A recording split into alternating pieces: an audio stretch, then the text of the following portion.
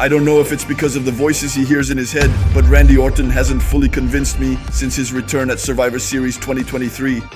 So as much as I love him, I am one of his biggest fans, but I haven't been excited about the way WWE has been using him creatively for a while now. We're talking about a legend, a name that almost everyone knows. RKO! What is the problem? Where does the disappointment come from? What needs to change? Get comfortable, grab yourself a little coffee, and let's take stock together. You are on the Wrestling Paradise. Why am I disappointed with Randy Orton's booking since his return? Let's go. So to start, we need to be very clear about something. Everything I'm going to say in this video is based on my absolute fandom for Randy Orton. The loyal followers of the channel know this. I fell in love with wrestling thanks to Randy Orton in 2008. The moment I saw him, I was filled with admiration. I was petrified with admiration, I want to say. He was so charismatic, so intense, so inhabited by his character. Seeing him in 2009 in what I consider to be the best version of all time, with that psychopathic character he had, which was actually like an extension of himself, I want to say. It wasn't even someone who was acting. In reality, it was a way for him to express, in a sense, all the demons he previously expressed through drugs. Anyway, all of this is very deep and very interesting. All that to say, I love Randy Orton. He is probably my favorite superstar. So you can imagine that when he was going to return at Survivor Series 2023, after a long absence since spring 2022, due to injury, there was even talk at that time of him retiring. Let's not forget that there were even reports stating that doctors recommended he stop wrestling as it was too harmful and detrimental to his health. So, seeing him return at Survivor Series 2023 was already a huge opportunity. I was the happiest. He had really been missed, I think. And then, at that moment, I was blown away by his physique. I was really impressed. I thought he looked like a buffalo. I was saying to myself, wow, Randy, what a shape, what a version of him. Incredible, more massive than ever, I have to say. To get back to the point, I was really excited and I imagined a lot of things. Moreover, there had even been rumors that his theme song would be a bit different, that it would be changed. I was thinking, well, we might have a Randy Orton. What could we call him? Maybe 10.0. In any case, another new version. And it was very promising, especially since generally, when a superstar is absent for a long time, it's often an opportunity for them to take a step back and change certain things. I obviously have in mind the absence of Roman Reigns in 2020, which ultimately led to the best version of him in his career, the Tribal Chief.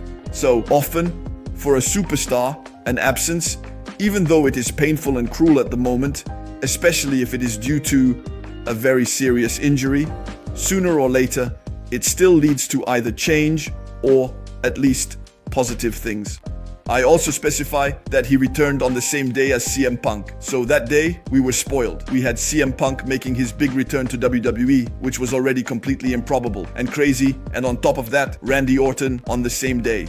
So for me, I will be very clear about this. I was essentially imagining two things at that moment. And I liked both of them. I thought, well, it's obvious. He's coming back. Everyone is happy, especially me. He needs to be a face that is a good guy for a little while, which is very good because everyone is happy to see him again. It's really a pleasure to have him back in WWE. And as a face, he needs to challenge important figures, which was for me what was originally planned. The ideal opponent in this role of babyface, not yet a hill. At that moment, we are at that moment, so the end of 2023. Roman Reigns, obviously, and that was what was being set up in the first place, if you remember correctly. He basically had a business to settle with the bloodline.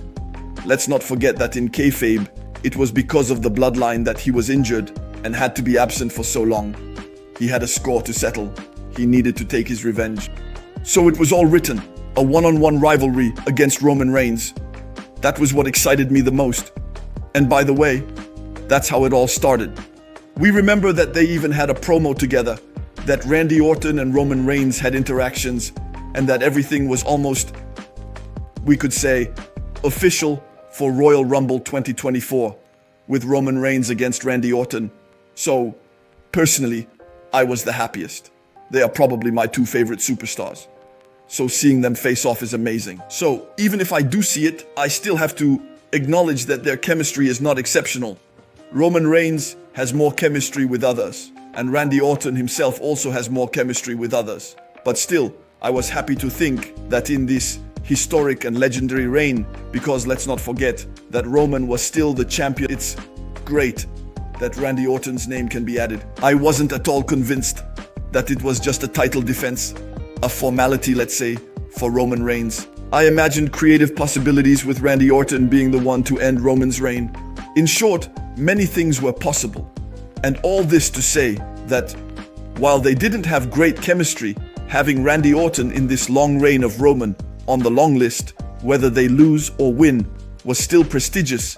And I really wanted it, especially since Roman and Orton, well, in reality, they have faced each other very little in history. They had a rivalry in 2014, but since then, Roman is no longer the same at all. He has completely changed, and Randy has too, I would say.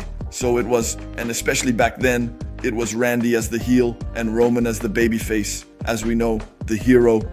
Everything that was wrong at the time, so it was a nice way, let's say, to rectify that past. And I imagined, of course, a one-on-one rivalry between the two. What I also imagined, and for me, it might be the best thing he could do with Randy Orton since his return, is that sooner or later, he had to become himself again.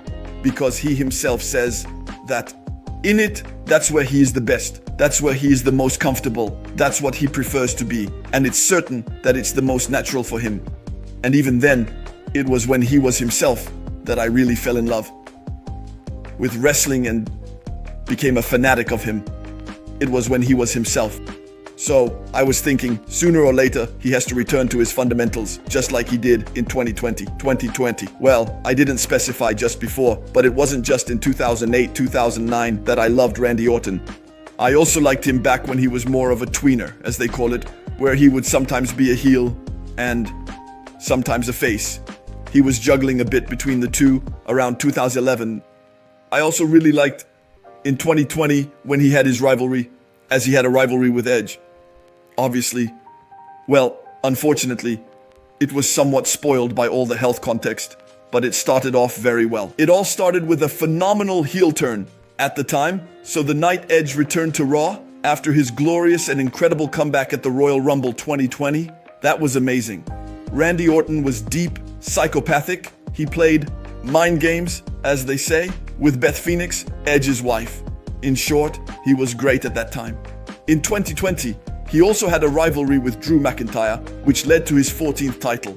By the way, it's high time flies, unfortunately, that he adds a 15th, then a 16th, I hope, to match Ric Flair's famous record of 16 World Championship titles. But that's another story. We'll talk about it again. All this to say that in the ring, I adore him, and in the ring, that's where he is the best.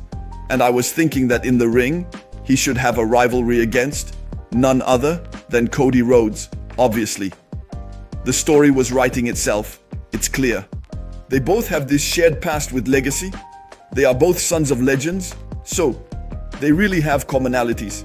They have this legacy background that is, furthermore, I take this opportunity to say that it is probably my favorite faction in WWE history. So it was clear that everything was in place for a confrontation between them sooner or later. And it has everything to be truly memorable, very personal. After all, Randy, who is Cody's mentor, brings everything together for it to be a significant rivalry. But at that moment, for me, there was a first major mistake, which I would call the mistake of the Rumble 2024. I won't mention it. Rather, I will focus on the fact that the match itself, for me, was a big joke with endless advertisements. It felt more like a sponsorship operation than a match. But that's not the point for me. The fact that they chose to do a fatal four-way that day between Roman Reigns, Randy Orton, LA Knight, and AJ Styles was a huge mistake. because what was most exciting and interesting was, of course, to have a one-on-one rivalry between Roman and Randy for all the reasons I've mentioned, except that for some reason along the way, it became a fatal four-way. While we had never seen the one-on-one match between Randy and Roman, it was by far the most exciting. And all of a sudden, it becomes a fatal four-way. This is less interesting, which leads to less interaction in the match between Randy Orton and Roman Reigns. So, there were probably, I imagine, explanations behind all of this. Perhaps it was simply a way to still protect Orton, knowing that Roman had to keep his title, and he might have wanted to avoid Roman beating him cleanly in a one-on-one match. Although, well, we know them. There would have been an intervention from the bloodline. One way or another, Roman would probably have won in a... Let's say it's questionable, but still, there is probably a justification behind this four-way. But the fact remains that it was still disappointing. And from there, I find that it has really been a significant decline in the booking of Randy Orton, who was actually off to a very good start. I was thinking, babyface to start, Roman to start, and then I was hoping, I was even salivating at the possibility. So maybe it was too early. Maybe indeed, Cody should have first focused on Roman on winning that famous title, finishing his famous story, which was supposed to be Roman's title. And I understand that very well. So maybe it was too early to have Cody Rhodes face Randy Orton right at WrestleMania 40. Even though I would have liked it, but, well, maybe it was too early. But at that moment, I was still taken aback by what they ultimately decided to do with him. We could still hope for great things for Randy Orton at WrestleMania. And in the end, what did we end up with? Well, at WrestleMania, he faced Logan Paul and Kevin Owens for the United States title. He had previously been in the Elimination Chamber. Honestly, then, with all my respect for Logan Paul and Kevin Owens, it's still a matchup. For me, unworthy of Randy Orton. So even if it also has the advantage, especially if it had really been Logan Paul against Randy Orton, truly a one-on-one, it would have had the advantage, let's say, of highlighting a young talent, giving Logan Paul, in this case, the opportunity to shine against a veteran. Especially since Randy Orton has this talent, this fluidity that is so good and so natural. So naturally good in the ring, that he can make anyone better, that he can make anyone shine. And Logan Paul would obviously have taken full advantage of it. So for Logan Paul, it was great, I want to say. But for him, for Randy Orton himself, for me, it was still something, well, it wasn't the most exciting, let's say. And what has he had since then? Well, since then, basically, at WrestleMania 40, primarily, a team with Kevin Owens, still as a babyface. Come on, we can say that at its peak, it's mainly a war against the bloodline, but not the bloodline of Roman Reigns, which I would have liked, because in that case, it would have led to Roman against Randy Orton. But as we know, Roman Reigns after WrestleMania 40 had several months of absence. And it was Solo Sikoa who claimed to be the new chief of the tribe and the new leader of the bloodline. And so, it was against this bloodline that he was at war.